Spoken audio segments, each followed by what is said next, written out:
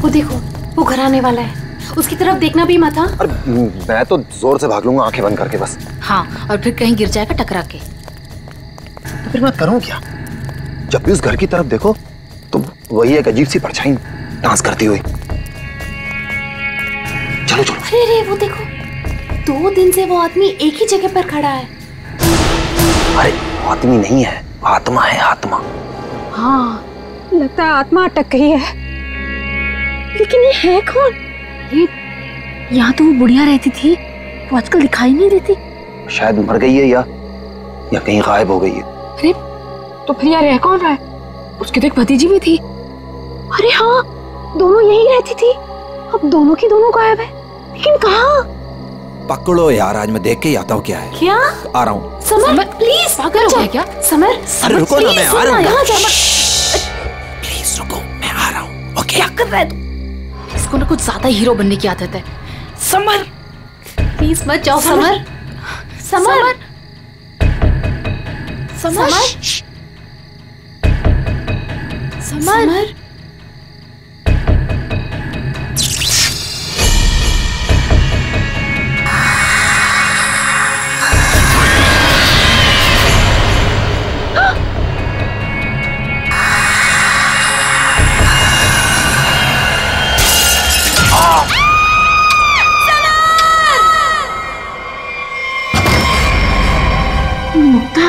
क्या हुआ बेटा? माँ, हमने वो गूंज महल वाला रास्ता पकड़ा था और वो बेवकूफ समर वो महल के अंदर चला गया था। अरे पर तुम लोग उस रास्ते गए क्यों? बेटा सबर तो ठीक है ना? माँ, किसी ने अंदर से उस पे फूलदान फेंक कर मारा। हम लोग भागकर वहां से आ गए।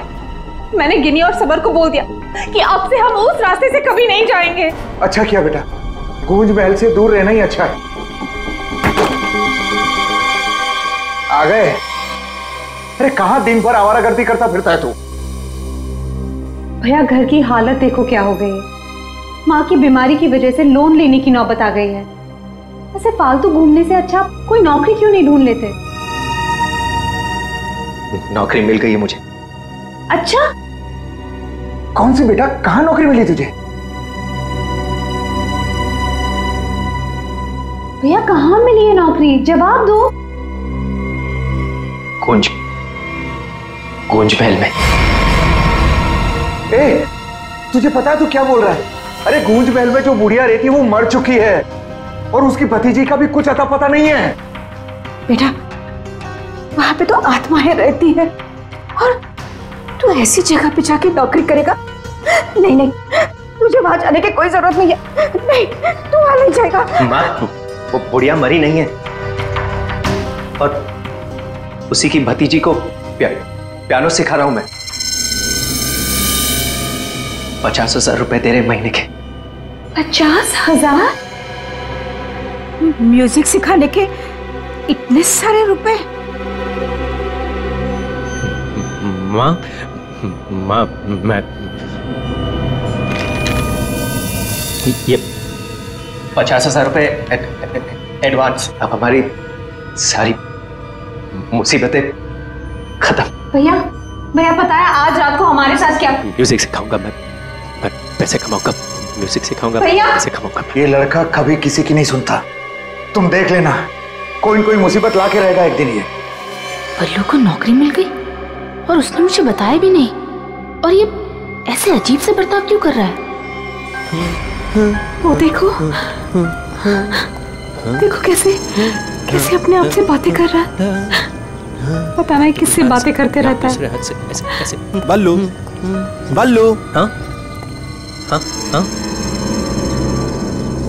मुझे जाना होगा समर। बल्लू हमारी बात तो सुनो। मुझे काम के लिए लेट हो रहा है। गूंज महल में मेरा इंतजार हो रहा है। बल्लू बल्लू, मेरी बात सुनो, वहां मत जाओ। मैं नहीं जानता कि तुम क्या कर रहे हो, लेकिन वहां जान का खतरा है। ये देखो मेरे साथ क्या हुआ है।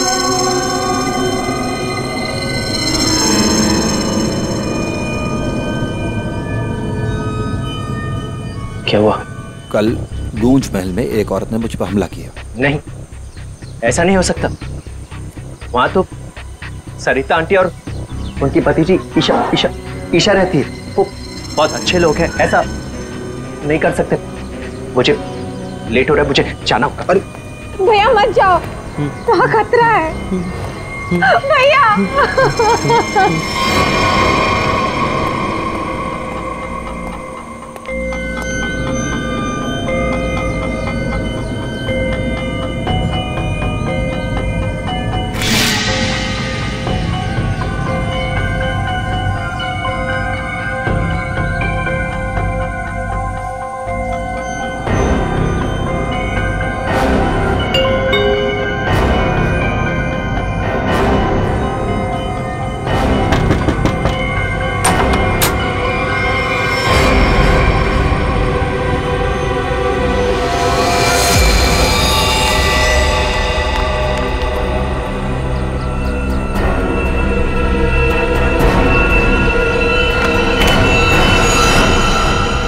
मैंने तो इस लड़के से सारी उम्मीद ही छोड़ दी है।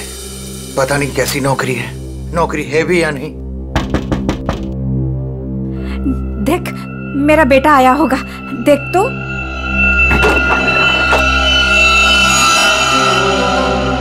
भैया भैया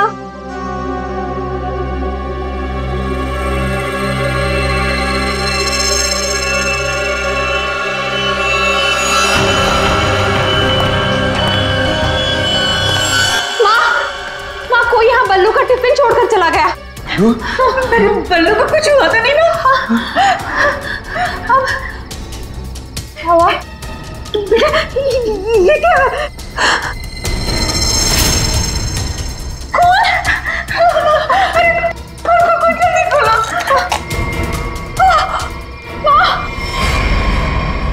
ये है वो गूंज महल जहाँ पे आपका बेटा बलविंदर यानी बल्लू कल आया था और उसके बाद से वो वापस नहीं आया। यहाँ पे 2 औरतें रहती हैं, एक बुजुर्ग औरत सरिता देवी और उसकी भतीजी ईशा है। और आप लोगों के हिसाब से वो लोग कुछ अजीब है, राइट? सर ये पूरा घर ही अजीब है। यहाँ की खिड़कियों से रोशनी चमकती है, साए दिखते हैं, यहाँ से गुजरने वाले लोगों पर चीजें फेंककर हमला करते हैं। पता नहीं मेरा भाई कैसे फंस गया यहाँ। बल्लू यहाँ नौकरी करता था? जी हाँ, और इसी घर से मेरे बेटे का खाने का डिब्बा वापस आया था, खून से भरा। और सर जब पता लगाने के लिए मैं अपने दोस्तों के साथ यहाँ आई थी तो हमने दरवाजा खटखटाया, आवाजें लगाई, डोरबेल बजाया, लेकिन किसी ने जवाब नहीं दिया। सर यहाँ मेरे बेटे के साथ जरूर कुछ हुआ है, उन लोगों ने जरूर कुछ किया है। सर प्लीज मेरे बेटे को बचा लीजिए।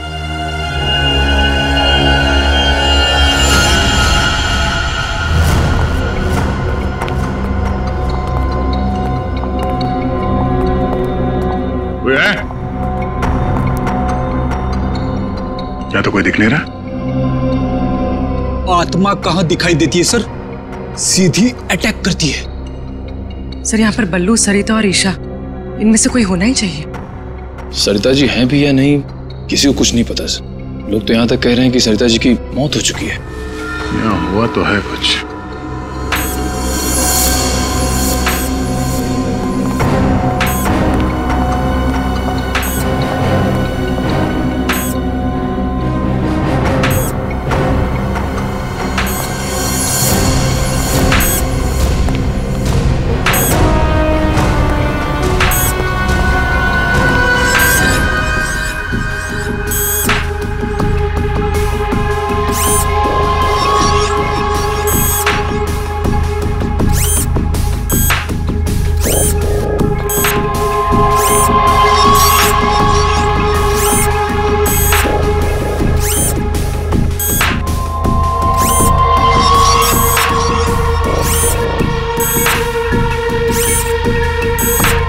सर ये क्या है तो ये इंसान ही, मगर मैकेनिकल पुतला बना दिया है।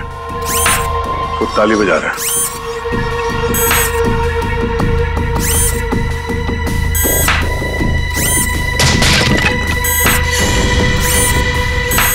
निखिल, नजर रखो इस पे, हम लोग देखते हैं।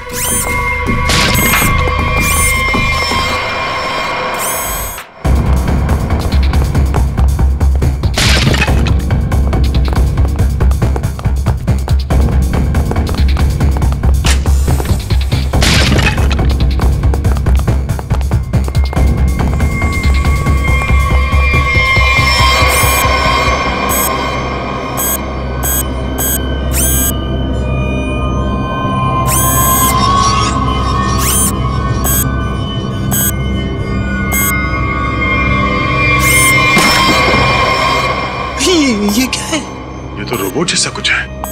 इसके एक्शन और मूवमेंट्स देखो कितने मैकेनिकल है।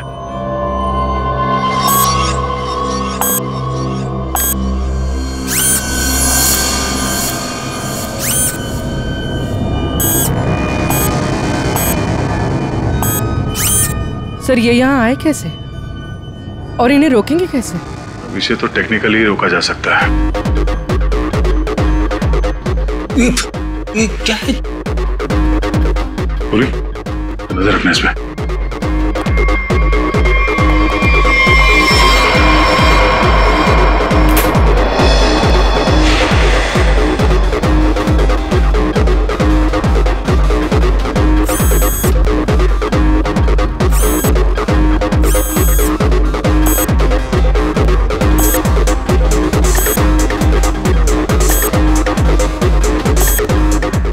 तीन यंत्र मानो, सब लोग अपने मूवमेंट्स ऐसे ही दोहरा रहे हैं। कौन है ये लोग और इन लोगों के साथ ऐसा किसने किया?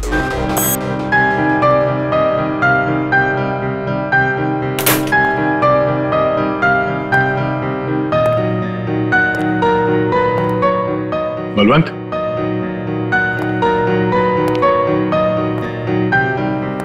बल्लू, बल्लू,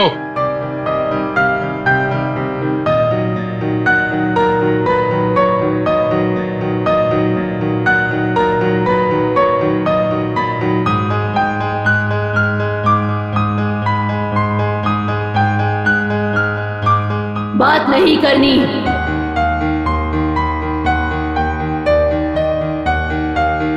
क्या हो गया तुम्हें? और तुम ये लड़की की आवाज में बात क्यों कर रहे हो? और ये तुम्हारे कपड़ों पे ये खून कैसे? हाँ? बल्लू इधर देखो, मैं तुमसे कुछ बात कर रहा हूं, मेरी तरफ देखो।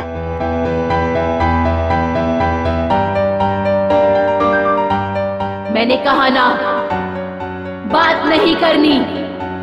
पियानो बजाते वक्त मैं किसी से बात नहीं करती, मुझे गुस्सा आता है और फिर मैं सबको मार देती हूँ, मार देती हूँ।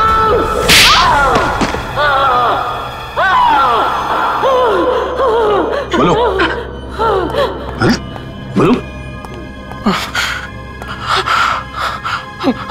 एक्सक्यूज मी, कौन है तुम? तुम कौन हो? हाथ ऊपर। देखिए आप गोली मत चलाना, गोली मत चलाना। ये मेरा ही घर है, आप गोली मत चलाना, मारना मत मुझे आप प्लीज। तुम्हारा घर है ये? हाँ, ये मेरा घर है। क्या खेल खेल रहे हो तुम यहाँ? हाँ? और तुम्हारे घर में ये सब लोग कौन है? शायद ह्यूमन मशीन्स हैं जो तुम्हारे इशारे पे नाच रहे हैं। क्यों? सर ये क्या कह रहे हैं आप? मैं नहीं जानता सर। मेरी कंसर्न क्या आपको बताता हूँ सर। ये मेरा घर है और यहाँ पर जो है ना सर, मेरी सरिता आंटी और मेरी एक कजिन है ईशा, वो रहती है सर। वो कैसी है वो देखने के लिए आया था सर मैं। That's my only concern. ये कौन है मैं नहीं जानता। आप कौन? सीआईडी। सीआईडी? मेरा नाम आकाश है, मैं सूरत में रहता हूँ सर, और यहाँ पर है ना हर 2-3 महीने में एक बार आता रहता हूँ। सर प्रॉब्लम क्या हुई मैं आपको बताता हूँ। उनका फोन है ना स्विच ऑफ आ रहा था, तो मुझे पता नहीं चल रहा था कि क्या हुआ है। और फिर अब यहाँ पर आकर देखता हूँ तो आपको यहाँ पर ये इसके शर्ट पर खून लगा है सर। मेरी आंटी और ईशा को इसने कुछ किया तो नहीं ना सर? इसने मार तो नहीं डाला ना उन्हें सर?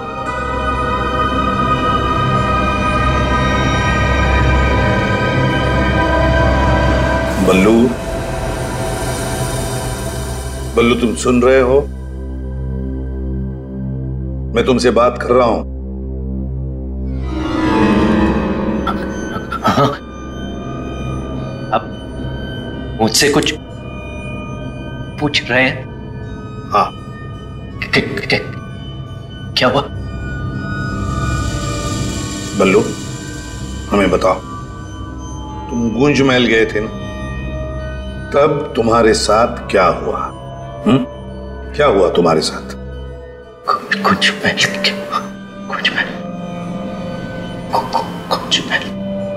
तुम ईशा को म्यूजिक सिखाने गए थे ना वहां पे क्या हुआ था? सरिता और ईशा कहाँ हैं? सर सर मुझे समझ नहीं आ रहा है कि आप लोग इसे इतना प्यार से क्यों पूछ रहे हैं। He's a criminal, criminal। Sir इसी ने मेरी आंटी और ईशा को कुछ किया है, और वहां पर आपको जो इंसानी पुतले मिले थे ना, सब इसी का किया जा रहा है। शक तुम्हारे ऊपर भी है। तुम्हारे घर में मौत का खेल चल रहा था और तुम्हें मालूम तक नहीं।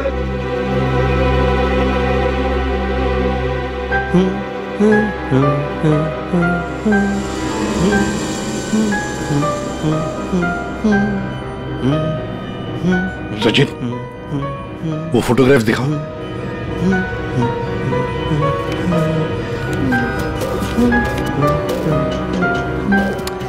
इन तस्वीरों को ध्यान से देखो, बताओ कौन है ये लोग और इनका ये हाल किसने किया? ये सब लोग जिंदा है, जिंदा है। ये लोग तुम्हें जिंदा लग रहे हैं? हाँ हाँ, जिंदा जिंदा।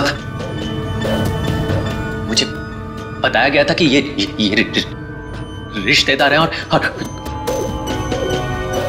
म्यूजिक सुन रहे। ये झूठ बोल रहा है सर, इनमें से कोई मेरा रिश्तेदार नहीं है। सर ये ड्रामा कर रहा है, सबको मार दिया और अब क्या बकवास कर रही है?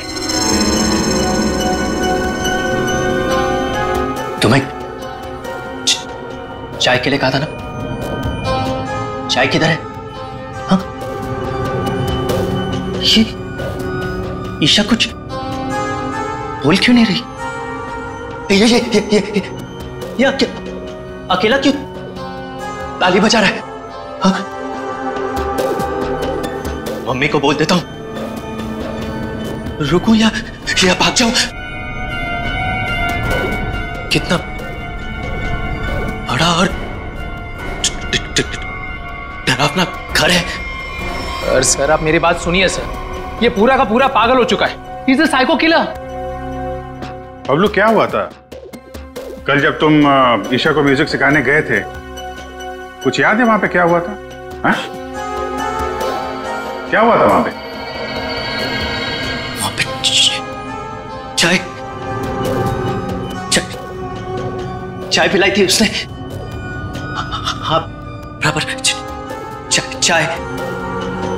चाय चाय। तो फिर ईशा कहाँ गई? बल्लू, बल्लू, किसका खून था तुम्हारे कपड़ों पर? हाँ? फिर दया पर हमला क्यों किया तुमने? कपड़े, अरे मेरे कपड़े बदल गए। मेरे कपड़ों पे खून था, खून था कपड़ों पे। खूनी के कपड़े पे खून ही होता है। एक मिनट, आप जरा उधर चलो। चुप रहिए, बीच में बोलिए मत। चाय लेके आओ। ईशा को ये आदमी तो किसी भी सवाल का जवाब ठीक ठीक दे नहीं रहा।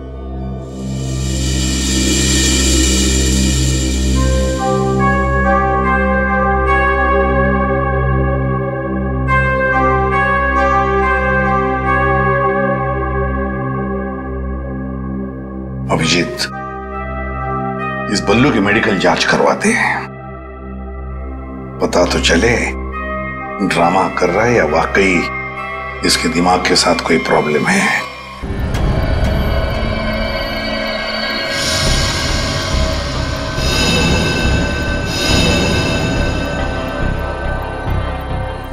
बल्लू की कमीज पर एक लड़की का खून लगा हुआ। इस कमीज पर जो खून लगा है लड़की का है, ये मैंने पता लगा लिया है।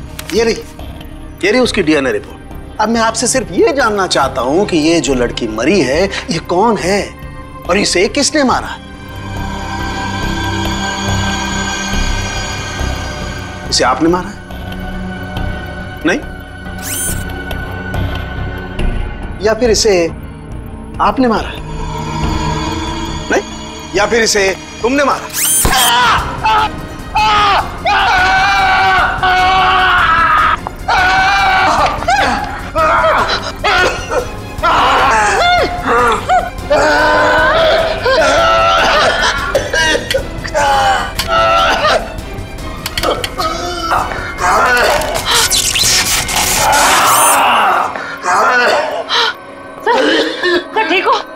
ठीक हो गॉड। क्या हुआ? सर इस पुतले के हाथों में सर की गर्दन अटक गई थी। बहुत जल्दी छूट गए। हाँ, छोड़ दिया, बहुत जल्दी छोड़ दिया, क्योंकि ये पुतले ना तो मशीन है, ना ये पुतले पूरी तरह से इंसान है। तो फिर ये कि ये टैक्सीडर्मी और रोबोटिक का मिला जुला रूप है। सर, ये टैक्सीडर्मी और रोबोटिक्स क्या होता है? पंकज, टैक्सीडर्मी एक कला है जिसमें जानवरों की खाल को एक खास किस्म के केमिकल में प्रिजर्व करके उनमें भूसा भर करके उनको एक आकार दिया जाता है। इन तीनों के साथ भी ऐसा ही किया गया है। इंसान की खाल को केमिकल में प्रिजर्व करके लकड़ी के पुतलों पर चढ़ाया गया है। लेकिन सर ये सब करना तो गैर कानूनी। खूनी गैर कानूनी काम ही तो करता है। यार सालुंखे, ये इंसान तो नहीं है, फिर भी ये ताली कैसे बजाते हैं, हमला कैसे करते हैं? इन तीनों के दिमाग में एक मशीन फिट कर दी गई है। इसका कंट्रोल खूनी के हाथ में, और खूनी ने उस मशीन के जरिए इनके चारों तरफ एक खास घेरा निश्चित कर दिया है। कोई भी इंसान उस घेरे के अंदर आकर के कोई मूवमेंट करता है, ये चालू हो जाते हैं, अपना काम करने लगते हैं। एक्टिव हम लोग भी तो आसपास घूम रहे हैं डॉक्टर साहब। नहीं, इन तीनों की मशीन को मैंने डीएक्टिवेट कर दिया था। वहां उस पीछे वाले में कुछ गलती रह गई। अब बॉस, और ये एक्टिविटी इनकी मेमोरी में पहले से फिट है। और इतना ही नहीं बॉस, इनके अंदर और भी बहुत कुछ है। आओ दिखाता हूं।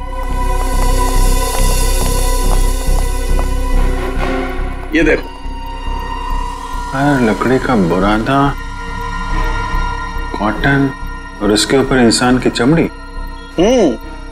बनाने वाले ने तो बना दिया बॉस, लेकिन वो भूल गया कि इंसान की चमड़ी में और जानवर की चमड़ी में एक खास फर्क होता है। इंसान की चमड़ी जानवर जैसी मोटी नहीं होती है, इसीलिए उसे कितना भी केमिकली ट्रीट कर लो, कितना भी केमिकल में डाल लो, वो इंसान की चमड़ी जैसी नहीं रह सकती है।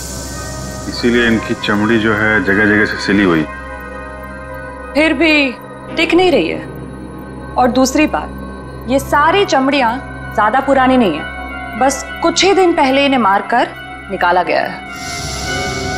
पर उस घर का तो कोना कोना छान मारा गया था, एक भी ऐसी लाश नहीं मिली जिसकी खाल उधेड़ दी गई हो। वो कहीं और बनाता है ये ह्यूमनॉइड, अपने घर पर नहीं। तीनों की कोई मिसिंग रिपोर्ट नहीं है, कोई आईडी वगैरह नहीं मिली। है कौन ये लोग?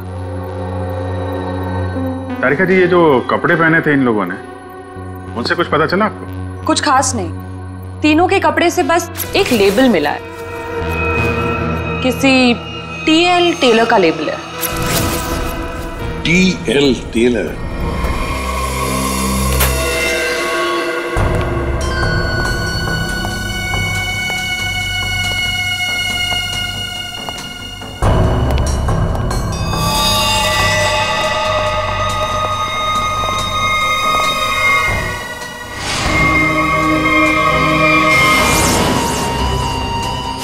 चाकू मारा कैसे? सर, बल्लू के कपड़े पे जो खून के छींटे थे, कहीं इस लड़की के तो नहीं? ये तो बल्लू ही बताएगा। मुंजी, असली बात ये है कि गूंज महल में से एक लाश मिली हमें, एक लड़की की लाश। ये है वो लड़की। क्या आप जानते हैं इसे? किन्नी है ये, मेरे बेटे की दोस्त। ये मर गई क्या? तो ये बल्लू उस लड़की को जानता था सर? और मोहन जी, बल्लू के कपड़ों पर गिनी का खून है। मोहन जी, आप प्लीज थोड़ा वेट करिए, हम आपको बुलाते हैं। एसीपी सर,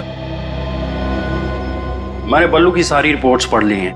डॉक्टर सालुंखे से भी बात हुई मेरी। बलवंत के खून में ऐसे ड्रग्स हैं जिससे इंसान सच और झूठ के सपने के अंतर को नहीं समझ पाता। उसे उस वक्त जो कहा जाए उसे वही सच लगता है। तो क्या डॉक्टर साहब, ये बलवंत ड्रग के इन्फ्लुएंस में किसी को मार भी सकता है? जी, ऐसा हो भी सकता है और नहीं भी। हमने बलवंत को कुछ मेडिसिन दी हैं। आधी बेहोशी की हालत में हम बलवंत के दिमाग के माध्यम से वापस गूंज महल जाएंगे। क्या तुम मुझे सुन पा रहे हो बल्लू? हाँ। गुड। अब एक काम करो, अपनी आंखें बंद करो और ठीक उसी तरह वापस गूंज महल जाओ जैसे तुम पहली बार गए थे। बोलो ईशा, क्यों बुलाया? वो मेरे पास एक नौकरी है तुम्हारे लिए, करोगे? नौकरी?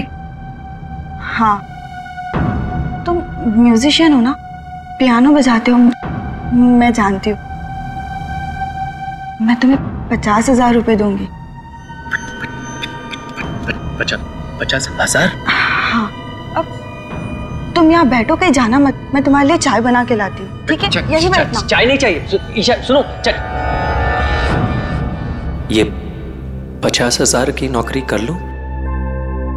कर लेता हूं, पैसे अच्छे हैं, उससे माँ का इलाज भी हो जाएगा। लेकिन ये ईशा मुझे कुछ बताने वाली थी उस दिन, कुछ बोल नहीं रही, पता नहीं क्या हुआ ऐसे। और ये घर भी थोड़ा सा अजीब लग रहा है, कहीं ईशा कोई मुसीबत में तो नहीं है?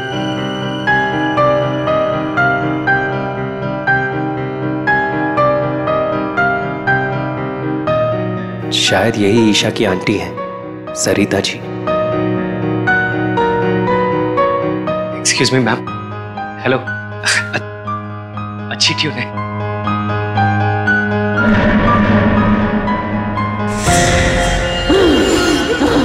नहीं छोड़ूंगी। छोड़ो। किसी को नहीं छोड़ूंगी। छोड़ो। अरे क्या कर रहे हो? नहीं छोड़ूंगी। संभालो उसे, मार डालेगा वो डॉक्टर। नहीं छोड़ूंगी। संभालिए आप इसे। नहीं छोड़ूंगी। बल्लू, ये लड़की की आवाज में क्यों आता है? छोड़ो मुझे। डॉक्टर साहब, नहीं छोड़ूंगी। पकड़िए आप इसे। किसी को नहीं छोड़ूंगी।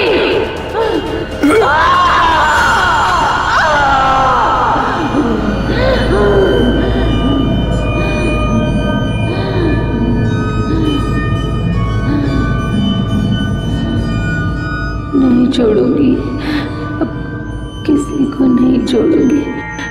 पुतला बना दिया, परेशान कर दूंगी।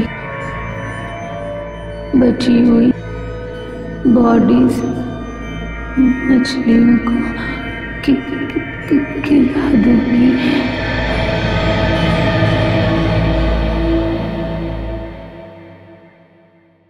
डॉक्टर साहब, क्या हुआ, क्या है इसे? हाँ? ये इसे अचानक से औरत की आवाज में क्यों बात करता है? जब तक बल्लू पियानो तक नहीं पहुंचा था तब तक ये ठीक था, लेकिन जैसे ही इसके दिमाग में पियानो की आवाज सुनाई दी, ये कोई और बन गया।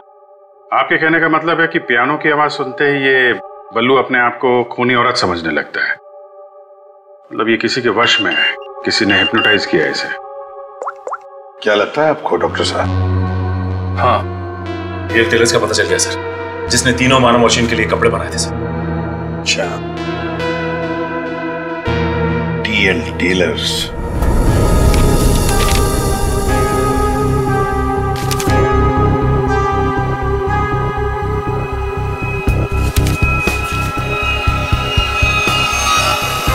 साहब जी। हाँ, अभी आया। देखिए सर, ये ऑर्डर एलपी प्रोडक्शन का है। 19 दिसंबर 2015 को कपड़ा दिया था और 1 जनवरी 2016 को 5 कॉस्ट्यूम और नाप भी है, और ऑर्डर देने वाली का नाम भी है, रॉबी का, और फोन नंबर भी है सर। 91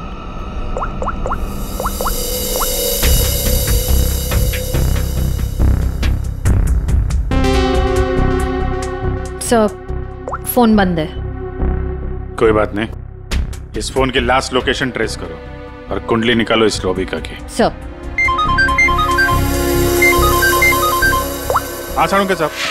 अभिजीत, इन ह्यूमनॉइड्स में हमें भूसे के साथ साथ 2 और खास चीजें मिली हैं। एक तो एक खास कागज के टुकड़े, ऐसा कागज जिस पर न्यूज छपती है, अखबार में काम आने वाला कागज।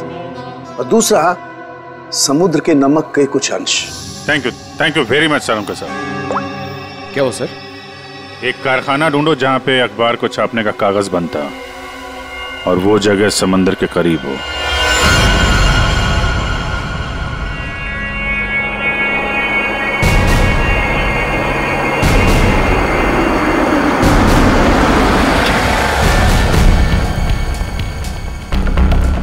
समंदर के किनारे पेपर मिल,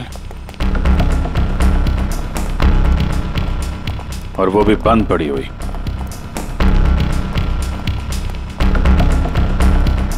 सर यहाँ पे ये पेपर और ये पेड़ की छाल और वहां पर कपड़े, यहाँ तो हर वो चीज मौजूद है जो मानव मशीन के अंदर भरी गई है। सर हो सकता है उस क्रिमिनल के काम करने की जगह यही हो जहां वो पुतले बनाता था। क्या पता वो अभी भी कहीं आसपास ही हो। मगर वो जगह कहाँ है?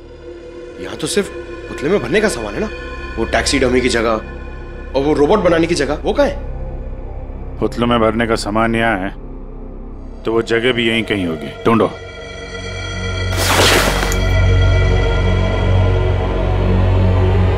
सर!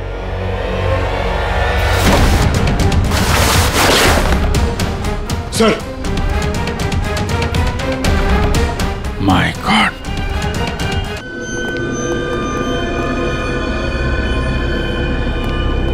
तो ये वो जगह है जहां पे ह्यूमन मशीन बनाई जा रही है।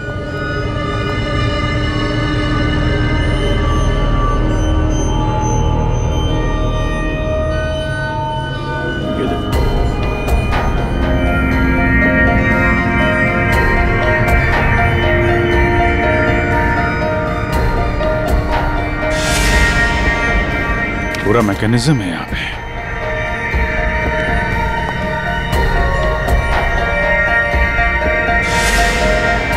सर! हाँ? सरिता जी का रोबो। Oh no.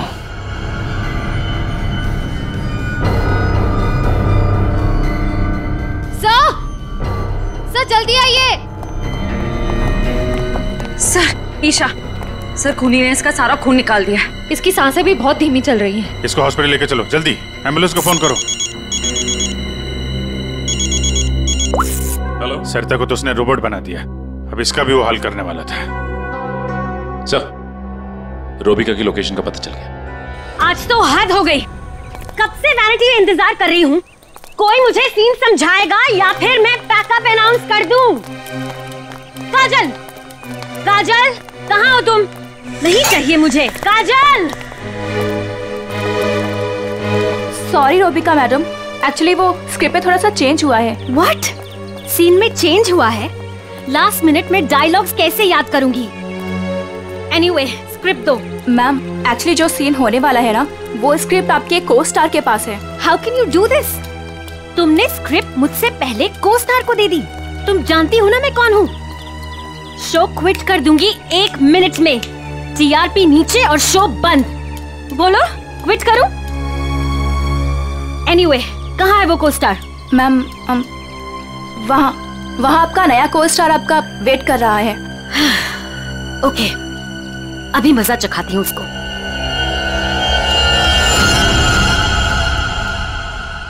हेलो, कोई है? यहाँ तो कोई नजर नहीं आ रहा। हेलो, कोई है यहाँ पर? हेलो, हेलो, कोई है? पता नहीं ये काजल भी ना यहाँ क्यों भेज दिया मुझे।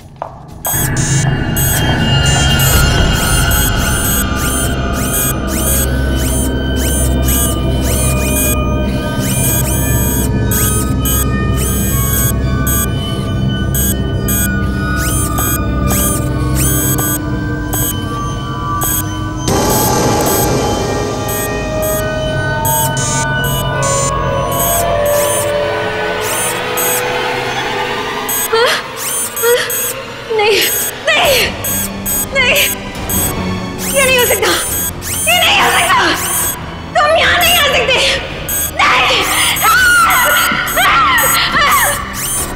Hello miss Rubika.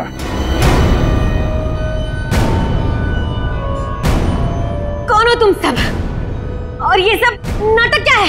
हमें छोड़िए, आप ये बताइए कि आपने ऐसा क्यों कहा कि ये यहां नहीं आ सकते? आप जानती हैं ना?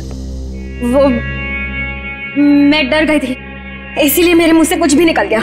सच बोलिए, सीआईडी से हम लोग। सीआईडी? जी हाँ। इन मशीनी मानव के पीछे क्या कहानी है? कौन है वो 3 लोग जिन्हें तुमने इस हालत में पहुंचा दिया? ईशा और सरिता के साथ क्यों किया तुमने ऐसा? मैं सामने जरूर हूं, लेकिन इसके पीछे दिमाग किसी और का है। किसका है? लेकिन सर, आपने हम सबको यहाँ क्यों बुलाया है? हाँ सर, मेरी समझ में ये नहीं आ रहा है कि आप लोग किस किस को पकड़ेंगे। कभी बल्लू पर शक, कभी हम लोगों से पूछताछ। आखिर आप लोग चाहते क्या है ना? कुछ तो बताइए सर, ये सब किसने किया है? सारे सवालों का जवाब मिल जाएगा, लेकिन यहां आप लोगों को बुलाया है एक कहानी सुनाने के लिए। कहानी? जी हाँ, कहानी। कहानी एक इंसान की जिसका दिमाग बड़ा शातिर था। उसके दिमाग में एक प्लान पल रहा था, लोगों को मारना, फिर रोबोटिक्स और टैक्सीडर्मी के जरिए उन्हें वापस जिंदा करना। और ऐसे में वो मिला एक खूबसूरत लड़की से, जिसकी एक बेरहम आंटी थी जो उसे बहुत तंग कर रही थी। उस लड़के के दिमाग में एक आइडिया है। उसने उन दोनों को एक बहुत बड़े कोठी में शिफ्ट करवा दिया।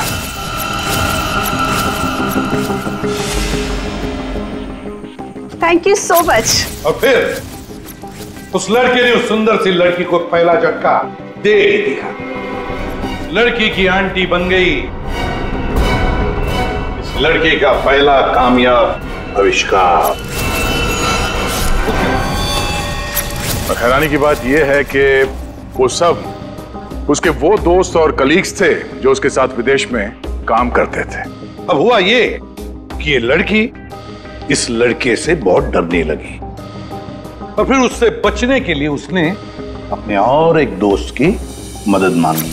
ऐसे रो मत, मैं हेल्प करूंगा तुम्हारी, तुम बताओ क्या करना है। और जब खूनी को ये बात पता चली तो बहुत भड़क गया। प्लीज मुझे मत मारो, मुझे छोड़ दो प्लीज। उसने उस लड़की को कैद कर लिया और उसके दोस्त को बेवकूफ बनाया। उसने उसे ये एहसास दिलाया कि ये सब कुछ जो हो रहा है वो उसी की वजह से हो रहा है। तो तुम जैसा बोलोगे मैं वैसा करूंगी, प्लीज मुझे जाने दो। और उस बेचारी लड़की ने अपने मददगार दोस्त के चाय में ड्रग मिलाकर उसे हिप्नोटाइज करना शुरू कर दिया। मैं जैसा बोलूंगी तुम वैसा ही करोगे, मेरी हर बात मानोगे तुम, है ना? दिलचस्प कहानी। सर ये कहानी तो इस घर की और बल्लू की है। हाँ, सरिता, ईशा और उस खूनी की कहानी है ये। लेकिन सर, वो खूनी कौन है? वही तो, खूनी कौन है कौन खूनी?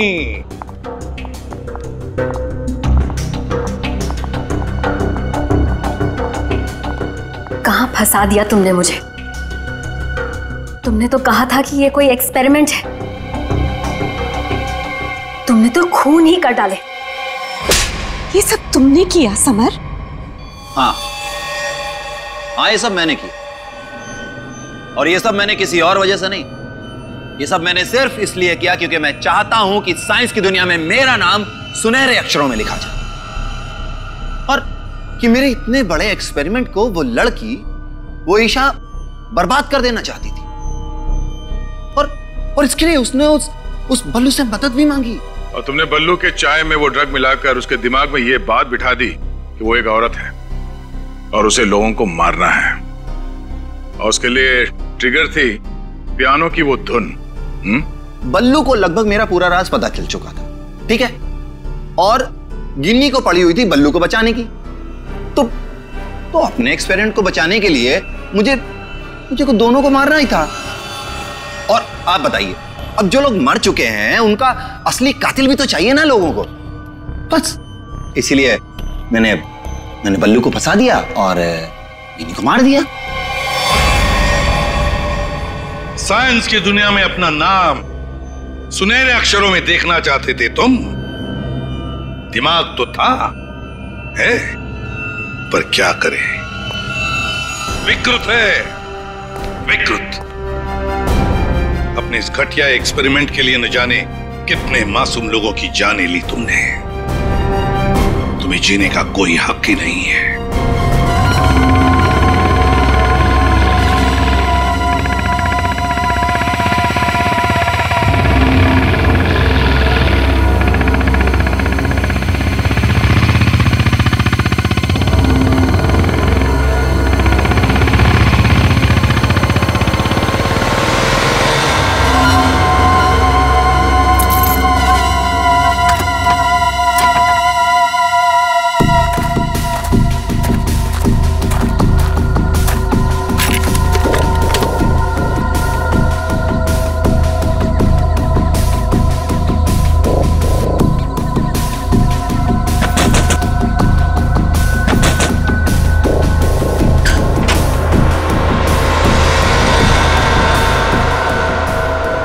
ठीक है ना?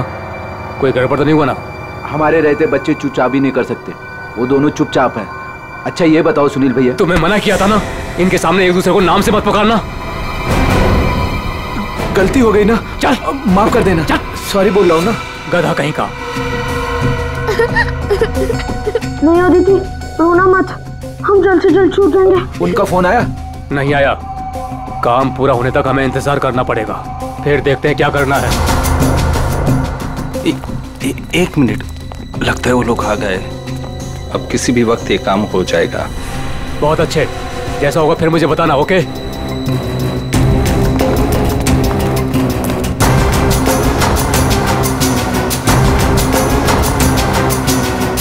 अब काम बहुत जल्द हो जाएगा। सही है। रोना मत अदिति। हम लोग उन बच्चों को रवाना कर देंगे और हम फ्री हो जाएंगे। ऐसे कैसे रवाना कर देंगे? दोनों नाम सुन चुके हैं मेरा, दोनों को खत्म करना पड़ेगा। तुम उठा तो तुम खिड़की के बाहर चल जाना। हाँ।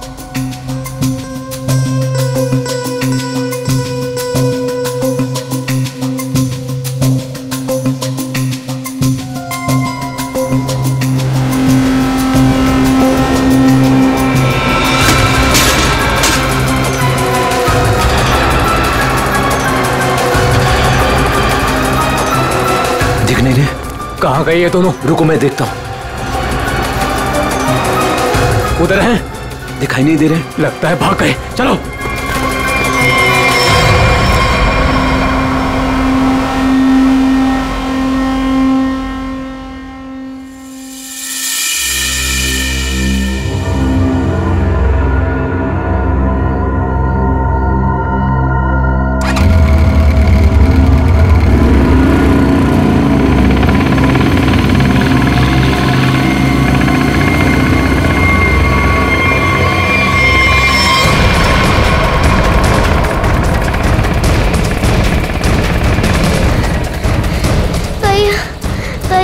चला नहीं जा रहा है। भाग, बस थोड़ा सा और। भैया वो देख, वो रहे बच्चे। अरे रुको, चल चल भागना।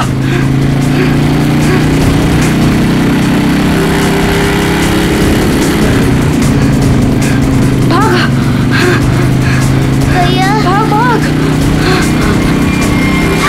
अदिति, अदिति, उठ उठ, अदिति।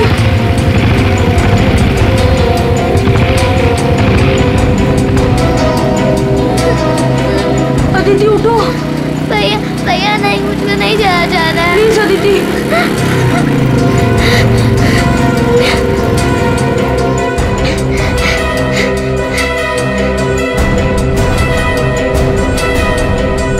बोल, तेरा भाई कहाँ है? मुझे नहीं पता। मैं पूछ रहा हूँ, बता। बोल, नहीं तो मार दूंगा तुझे। बोल।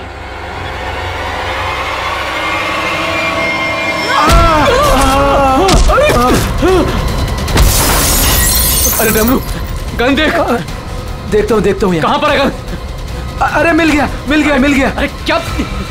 अरे गधे मैं हूँ, छोड़। गन देख, गन ढूंढता हूँ। इधर दिखाओ। ये रहा गन। हाँ दे। लगता है बच्चे भाग गए। चलो ढूंढते हैं, बच के जाने नहीं चाहिए, खास करके वो बच्चा। चलो।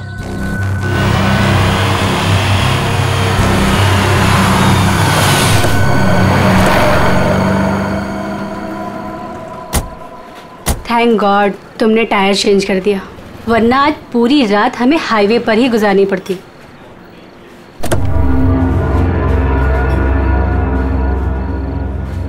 आ जाओ दीदी, आराम से संभाल के।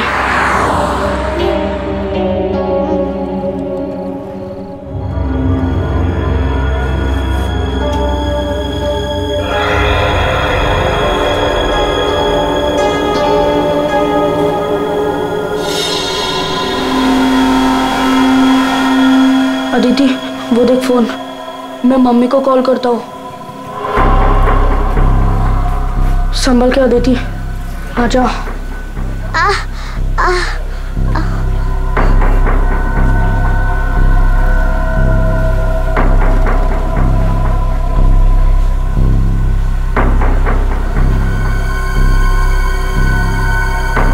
सॉरी।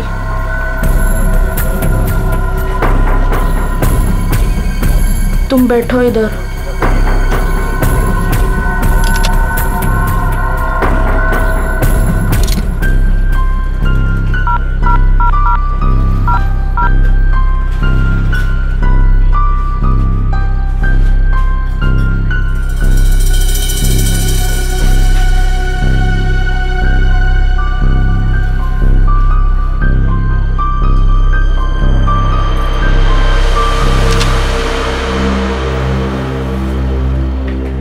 मम्मी फोन नहीं उठा रही है।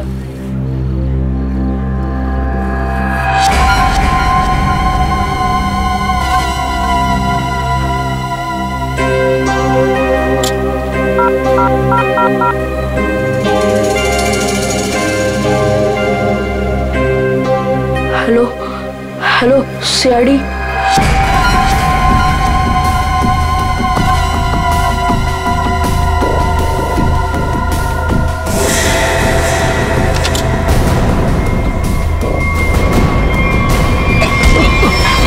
अरे दिखता नहीं तुझे? भाई लोग, मैं कब से देख रहा हूँ तुम लोग यहाँ वहाँ देख रहे हो। क्या गड़बड़ करने जा रहे हो क्या? अरे नहीं, बस हम लोग ऐसे ही अच्छी जगह देख रहे थे बैठने के लिए। मेरे को कोई गड़बड़ नहीं चाहिए। हाँ अरे भाई साहब गुस्सा क्यों कर रहे हो? हम लोग बैठ जाते हैं आराम से ना। आप अपना काम कीजिए ना। ठीक है जाइए।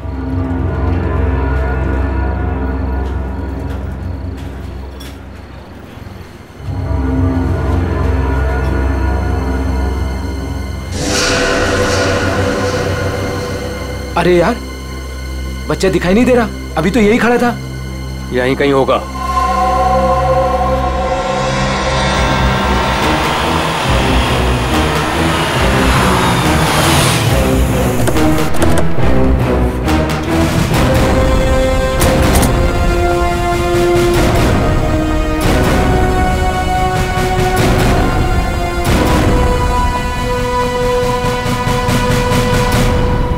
नमस्ते एसीपी साहब, आज यहाँ खाना खाने आए थे? नहीं, कुछ खाने के लिए नहीं आए हम लोग। तुम्हारे यहाँ से 2 बच्चों ने हमें फोन किया था, मदद मांग रहे थे। क्या उन दोनों बच्चों को देखा तुमने? कहाँ पर है वो? 2 बच्चे? हाँ देखा तो था, मुझे लगा फैमिली वालों के साथ में है वहाँ, लेकिन अभी वहाँ नहीं है। सर हो सकता है कहीं छुप गए हों। हाँ हो सकता है। काम करते हैं, ढूंढते हैं बच्चों को। हाँ बैठ जाओ। रोहन, अदिति, रोहन, कहाँ गई ये बच्ची? रोहन देखो बेटा, हम लोग सीआईडी से हैं, तुमने फोन किया था ना हमें। रोहन, अदिति,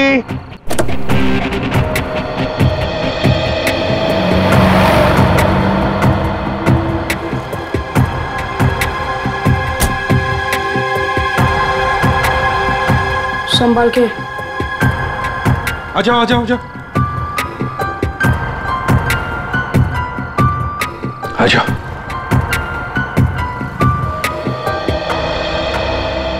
क्या हुआ बताओ। वो गंदे अंकल हमको मार देंगे। देखो बेटा, अब तुम्हें कोई कुछ नहीं करेगा। घबराओ मत, हम लोग हैं ना। ये क्या हुआ, मोच आ गई? हाँ। पूर्वी आओ, ले जाओ इसे। पर ये बच्चे हमारी कार में कैसे? अंकल आंटी सॉरी, हम दोनों वो गंदे अंकल से बचकर आपके गाड़ी में छुप गए थे। अच्छा बेटा, जो 2 गुंडे तुम्हारे पीछे पड़े थे, क्या वो अभी भी यहीं पर है?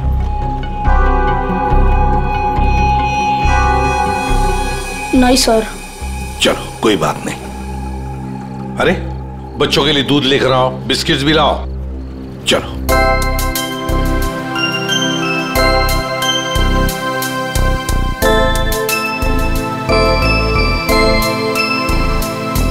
लाओ बेटा, ग्लास मुझे दे दो। Thank you. Thank you uncle.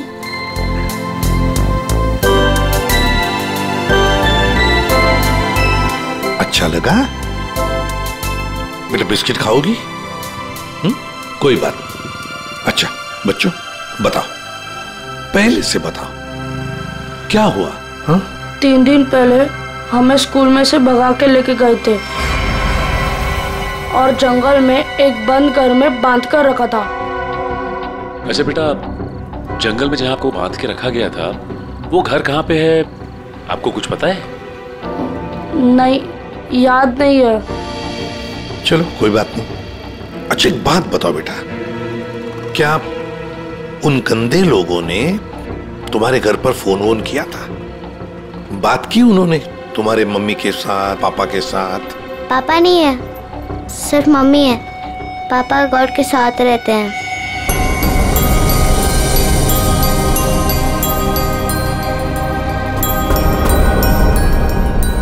Sir, आपको फोन लगाने से पहले मैंने मम्मी को फोन लगाया था। फिर? लेकिन मम्मी फोन नहीं उठा रही है। तुम्हारी मम्मी का फोन हमें दो, हम ट्राई करेंगे। 144688817। अच्छा कोई बात नहीं। सर फोन तो बज रहा है लेकिन फोन उठा नहीं रही है वो। सचिन, है ना बड़ी अजीब बात। एक माँ जिसके 2 बच्चे किडनैप हुए हैं, वो मम्मी हमें कांटेक्ट तक नहीं करती, फोन पर भी अवेलेबल नहीं। ये कैसे हो सकता है? गड़बड़ है, कुछ ना कुछ तो गड़बड़ जरूर है। काम करो, अभिजीत को फोन करो, उसे नंबर दो और उससे कहो वो ट्रैक करे जल्दी। सर। ACP uncle. हाँ बेटा। मुझसे एक गलती हुई थी। गलती? कैसी गलती बेटा? अंकल, मैंने ना वेटर अंकल के डिब्बे से 1 रुपया लिया था। क्यों? मुझे कॉल करना था। किसे फोन करना था? आपको। हमको फोन करना था? कोई बात नहीं, बहादुर हो तुम। सर। हाँ। रोहन के मम्मी के फोन की लोकेशन उत्तन के किसी रिसोर्ट में बता रही है सर, और अभिजीत सर भी वहीं आने वाले हैं। अच्छा, उत्तन।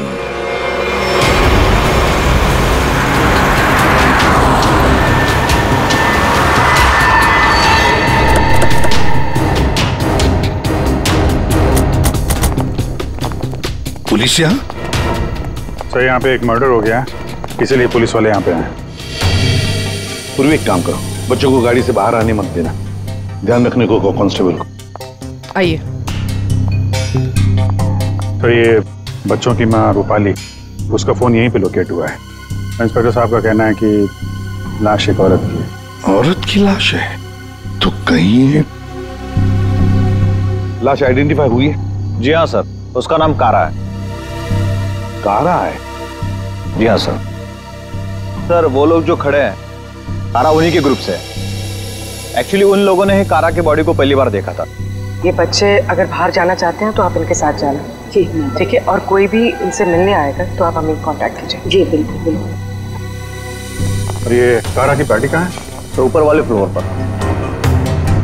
एक काम करो अभिजीत, तुम ऊपर जाके वो आईना कर लो, मैं यहाँ पूछताछ करता हूँ। Yes sir.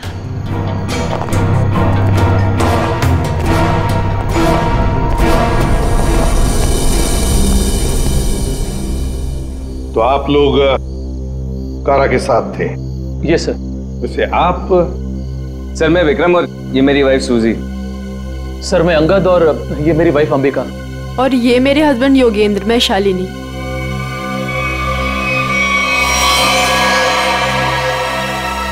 आपके हाथ पर क्या है? खून कैसा? सर वो कारा की बॉडी पलटते वक्त हाथ पे खून लग गया था। अच्छा, एक मिनट, यहाँ ना।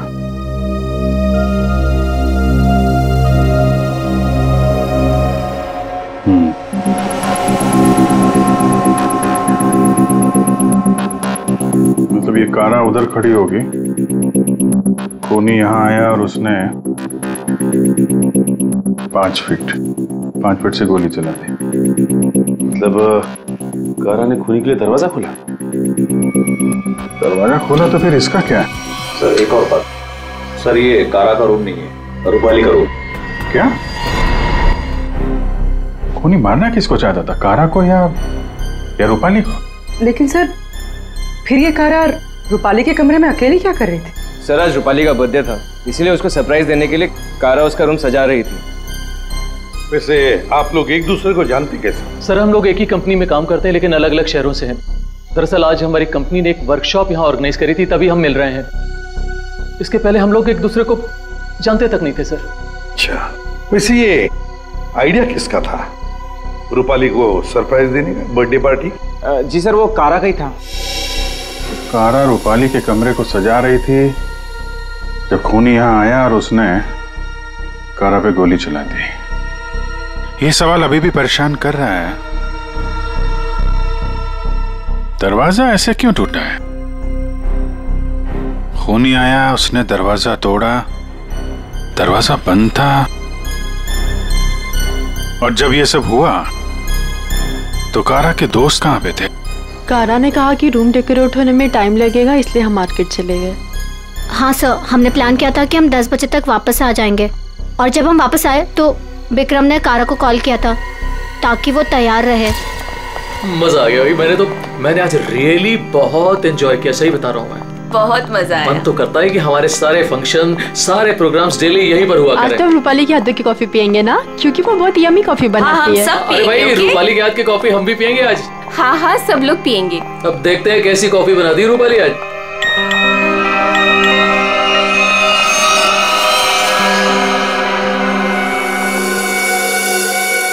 क्या हुआ, रुक क्यों गई? कुछ नहीं, तुम लोग एक काम करो ना, तुम लोग रूम में जाओ, मैं आती हूँ। और ये चाबी लो। ये रूपाली, लो प्लान तो फेल हो गया। इट्स ओके, हम लोग चलते हैं, वो आएगी सरप्राइज हो जाएगी। Let's go.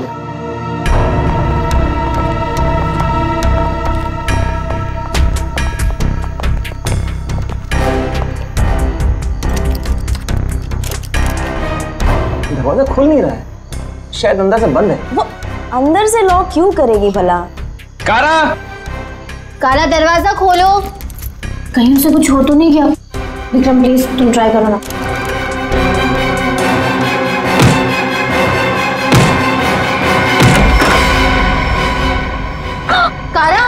कारा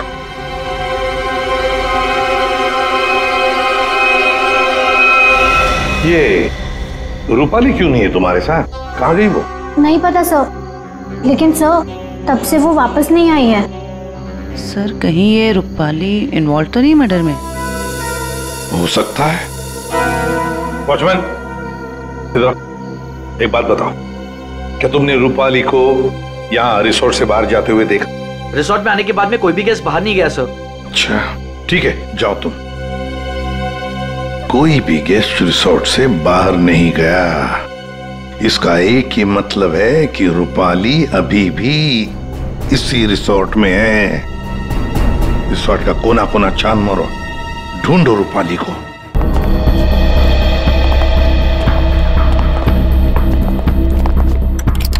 निखिल चेक करो।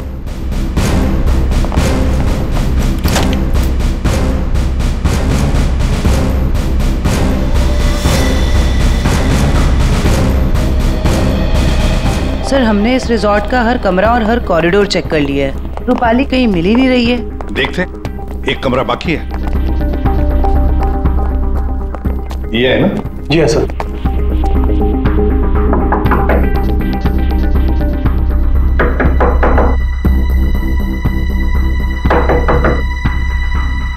सर गैस दरवाजा नहीं खोल रहा है। शायद कहीं गए होंगे। सर ये रूम मिस्टर संदीप ने 3 दिन के लिए लिया था, काउंटर पर की नहीं है, इसका मतलब है कि वो अंदर ही होंगे। मास्टर की से खोलो। ओके।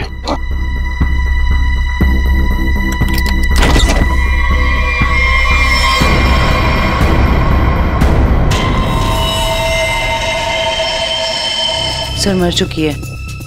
माय गॉड, रोहन और आदिति की मां रूपाली।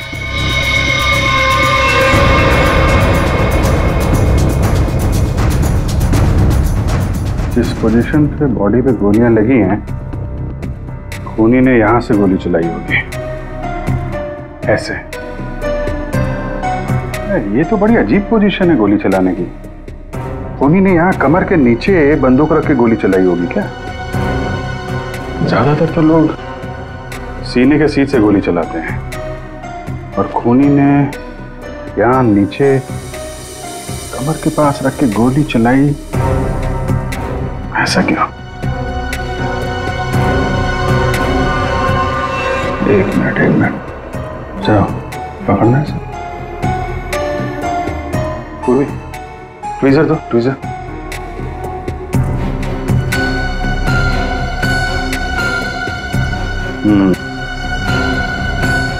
लगता है ये है वो चौथी गोली।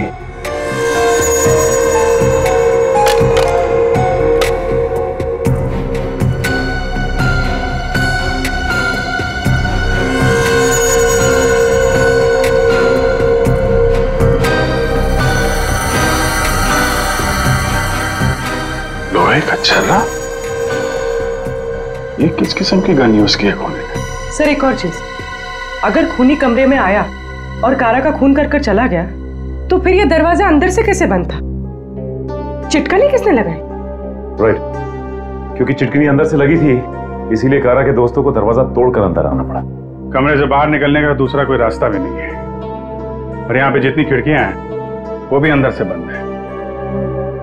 खून हुआ कैसे? बड़ी उलझी हुई पहेली है ये। सिर्फ यही उलझन नहीं है विजय, किसी ने रूपाली को भी मार दिया है, और वो भी तीर से। सर पहले रूपाली के बच्चे किडनैप हुए, फिर कारा का खून रूपाली के कमरे में हुआ, और फिर रूपाली का भी खून हो गया। सर रूपाली की लाश जिस कमरे से मिली है संदीप, उसका नाम भी नकली है और आईडी भी नकली है। ये संदीप की फोटो देखिए, इसकी दाढ़ी और मूछें बड़ी अजीब लग रही है। हाँ फ्रेडी, दाढ़ी मूछें तो अजीब है ही, पर इसका चेहरा भी अजीब है। मेरा मतलब है ये अपना चेहरा छुपाने की कोशिश कर रहा है। जयंती, इस कमरे के बाहर का सीसीटीवी फुटेज दिखाओ मुझे। यस।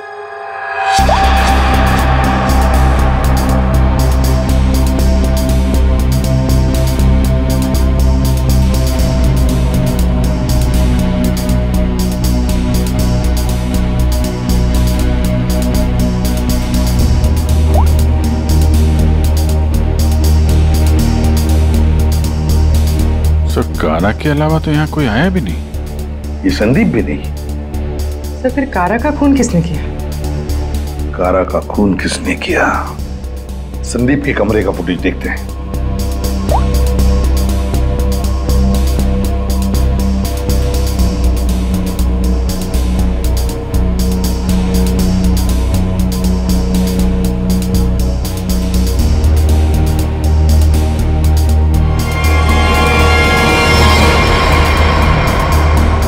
किसी ने कैमरे पे सीमेंट लगाया है। कोई तो है जो चाहता है उसका मूवमेंट सीमेंट के पीछे छुप जाए। तो सर लगता है कि ये काम इस संदीप का ही है। पता लगा ही लेंगे कौन छुपा था उस सीमेंट के पीछे। सर जिसने भी सीसीटीवी कैमरा पे सीमेंट लगाया है, वो नहीं चाहता था कोई उसे देखे।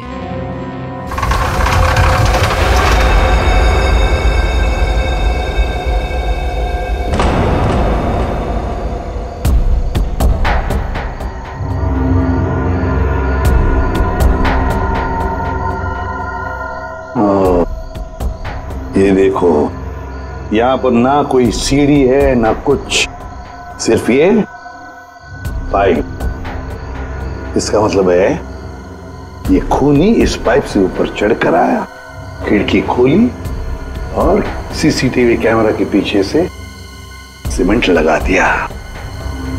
यही एक रास्ता है। निखिल, पाइप से नीचे उतरोगे? Yes sir. गुड, चलो उतर जाओ। देखो जरूर कोई ना कोई सुराग मिलेगा नीचे। आराम से, आराम से।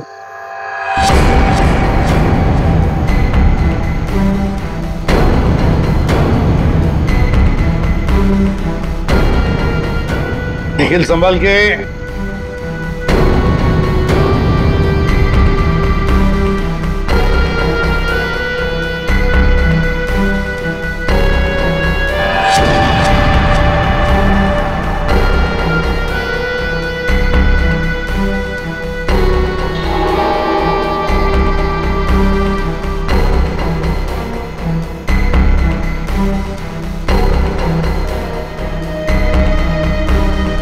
सर, कुछ मिला है।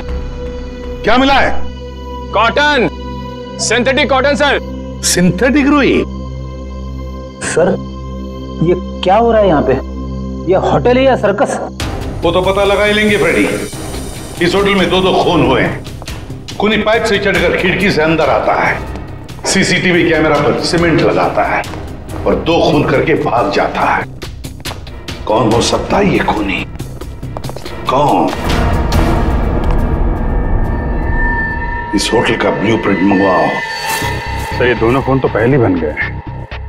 पहले कारा का खून हुआ, उसके कमरे में चारों तरफ से कमरा बंद था। यही नहीं पता चल रहा है खूनी अंदर आया कैसे। और अब ये रूपाली के तीर की पहेली। सर, वो आखिरी कॉल जो रूपाली को आया था, शायद उसी कॉल ने उसे संदीप के कमरे तक पहुंचा जहां वो मारी गई। अभिजीत, जरा सोचो, मान लिया कि संदीप ने खून किया, पर संदीप उस सीसीटीवी कैमरा पर सीमेंट क्यों लगाएगा, जबकि उसने अपने चेहरा ही बदल दिया था, दाढ़ी मूछें लगाई थी, भेष बदल दिया था। हा? बात तो सही है सर, चेहरा बदल दिया तो सीमेंट लगाए या ना लगाए क्या फर्क पड़ता है? अभिजीत, लगता है ये संदीप अपने आप को नहीं, कुछ और छुपाना चाहता था। क्या छुपाना चाहता था वो?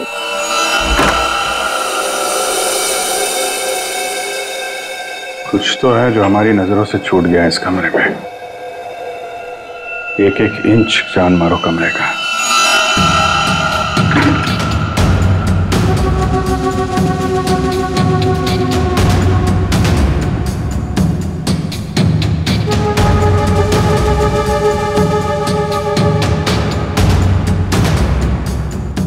Ready, 1 minute. हिलना मत, हिलना मत, हिलना मत।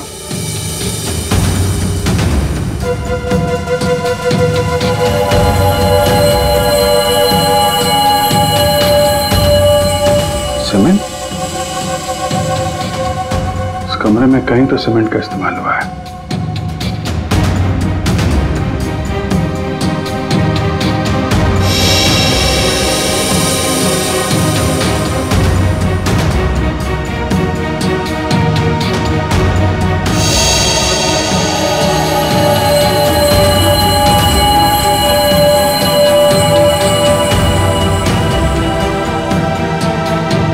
सर, हाँ, ये देखिए सर, यहाँ पे 2 छेद हैं।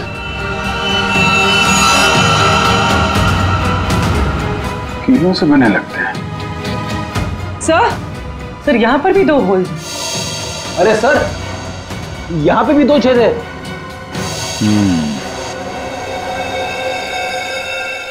ये चारों तरफ कमरों में है, कीलें क्यों लगाई गई?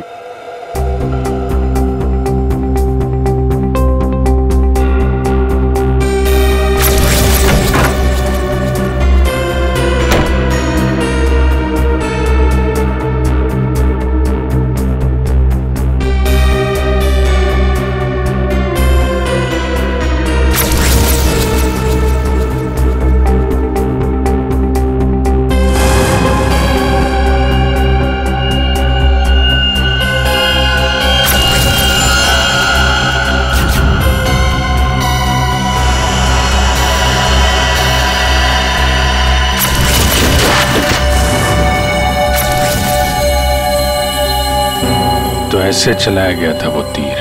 मतलब जिस वक्त खून हुआ उस वक्त संदीप कमरे में था ही नहीं।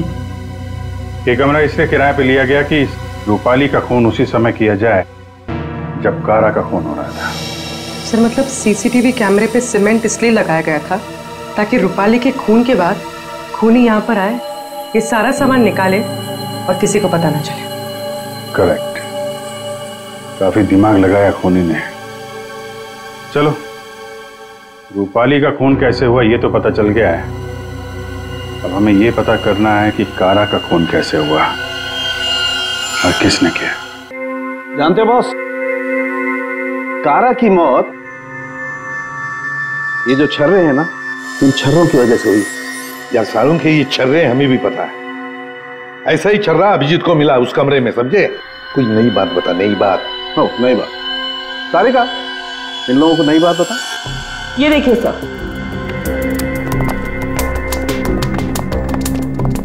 नई बात यह है कि इसके बॉडी पे ये यहाँ कुछ मिला है और ये गोली नहीं है।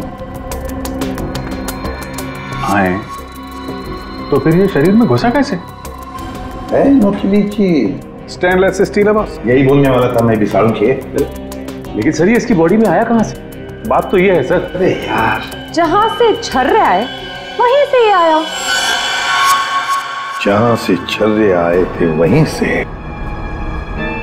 फिर तो वापस जाना ही पड़ेगा कमरे में। मेटल का पीस बॉडी में वहीं से आया है जहां से छर्रे आए हैं, और इस कमरे में जो मेटल का सामान था वो तो हम साथ लेकर ही आए हैं। अच्छा, ये नॉब और ये चिटकी, ठीक है, इन सब चीजों को दोबारा से दरवाजे पे लगाते हैं।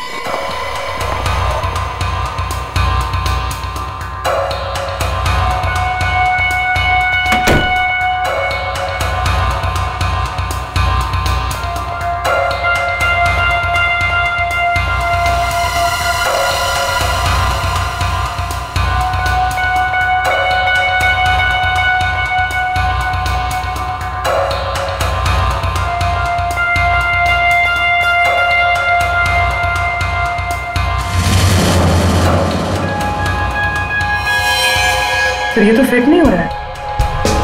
तो दूसरा देना।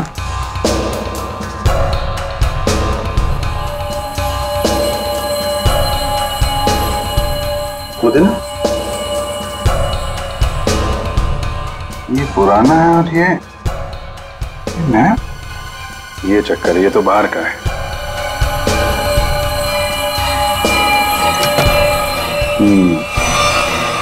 ये इसलिए नहीं बैठ रहा है क्योंकि ये नॉब बदल दिया गया है। बदल दिया? लेकिन सर कोई ऐसा करेगा क्यों? जो ओरिजिनल नॉब था ना, वो है इस पजल का मिसिंग पीस। तो सिर्फ नॉब नहीं था, वो गन थी, गन। मतलब सर इस नॉब का इस्तेमाल गन के तरीके से किया गया? करेक्ट। कारा को यहाँ पेट पे गोली लगी थी। पूर्वी एक मिनट, अगर वो नॉब वाली गन यहाँ पे लगाई जाए तो उसकी हाइट के हिसाब से कारा के पेट में जो छर्रे और मेटल के पीस गया था वो इसी गन से गया था। सर ये काम तो वही कर सकता है जो उस कमरे में आता जाता हो या फिर यहाँ रहता हो। है तो ये रूपाली का कमरा, और रूपाली के बच्चे किडनैप हुए थे तो कहीं खूनी ने उसे जबरदस्ती ये काम करवा लिया और फिर रूपाली का मुंह बंद कर दिया उसका खून करके। सर लेकिन ये नॉब से बनाई हुई गन, ये तो हमें कहीं मिली नहीं। तो खूनी के पास है। कारा का खून होने के बाद खूनी यहाँ वापस आया, वो नॉब वाली गन लेके चला गया और यहाँ पे ये नया नॉब फिट कर गया। इस ग्रुप में से रूपाली का खून हुआ और कारा का। कुछ तो ठीक नहीं है इस ग्रुप के अंदर। है तो ये किसी ग्रुप वाले का ही काम, जो आसानी से पाइप के सहारे ऊपर नीचे आ जा सकता हो। जरा सबकी कुंडली निकालो।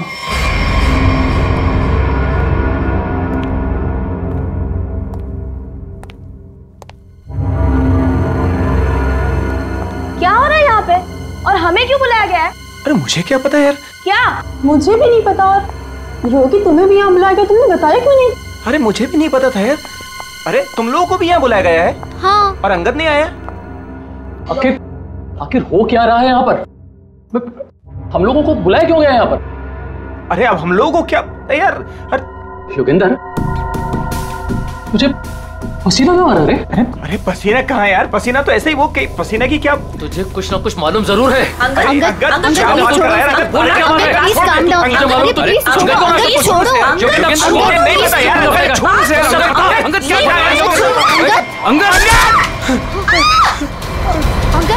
विक्रम, दरवाजा! अरे कोई दरवाजा खोलो! खोलो दरवाजा किसने बंद किया? दरवाजा! विक्रम कुछ करो!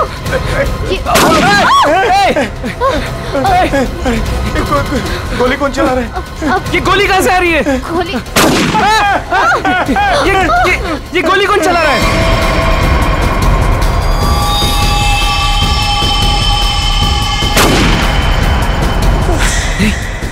सुजी? यस।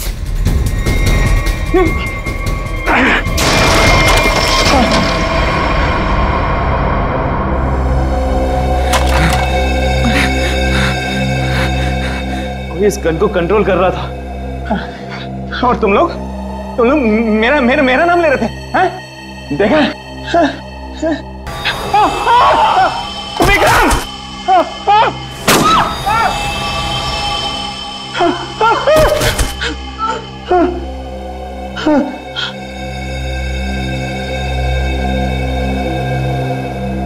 कौन कर रहा है ये सब? योगी, अब सिर्फ हम दोनों ही बचे। तुम चिंता मत करो, मैं तुम्हें यहाँ से बाहर निकलूंगा। चलो। खिड़की। लेकिन वो तो बहुत छोटी है, तुम वहां से कैसे निकलोगी?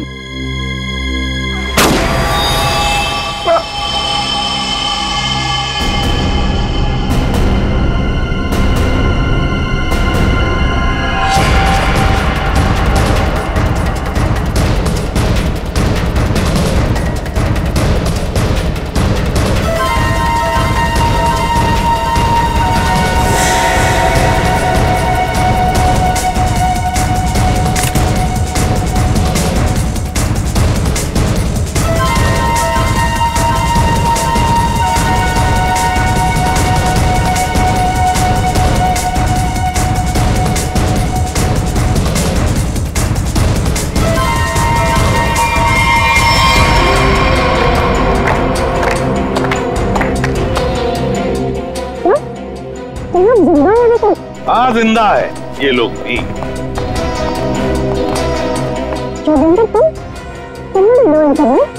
क्या करे बेचारा, करना तो पड़ता नाटक, जैसे तुम आज तक करती आई। पूर्वी, शालिनी के नाटक का पर्दा तो ऊपर उठाओ।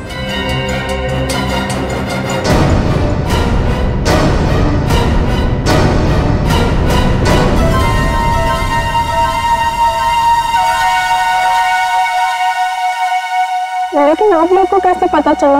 मैंने तो परफेक्ट प्लान बनाया था। तुम्हारा प्लान तो बिगाड़ दिया रूपाली के उन 2 बच्चों ने। वो बच्चे तुम्हारे गुंडों के हाथों से छूटकर हमारे पास आ गए। हमने सारी बातों को मिला के देखा तो पता चला कि कारा और रूपाली की मौत में आप में से ही किसी का हाथ है। सबका बैकग्राउंड चेक किया गया तो एक बात सामने आ गई कि आप बहुत बड़ी जिम्नास्ट हैं।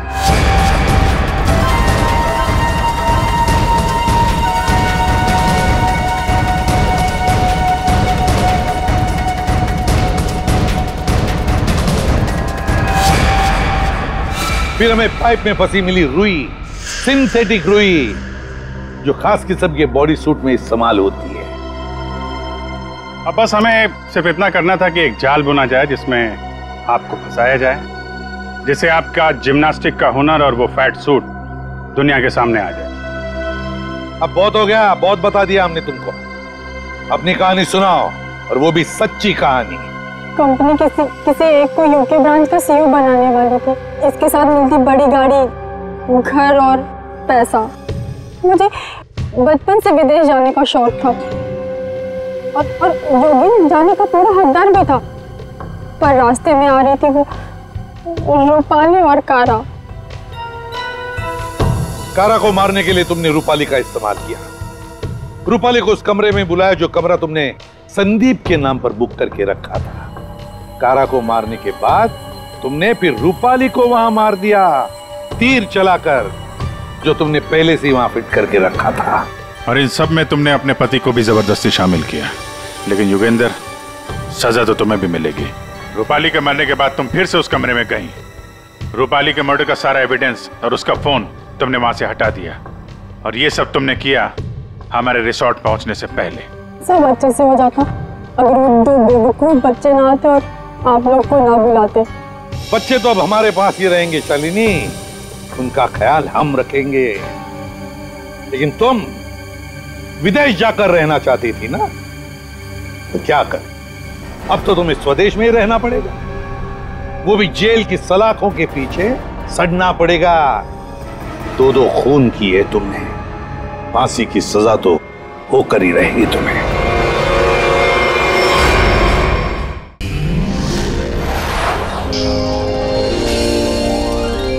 CID के और भी मजेदार और सस्पेंस से जुड़े एपिसोड्स को देखने के लिए हमारे चैनल को सब्सक्राइब करें और बेल आइकॉन दबाना ना भूलें।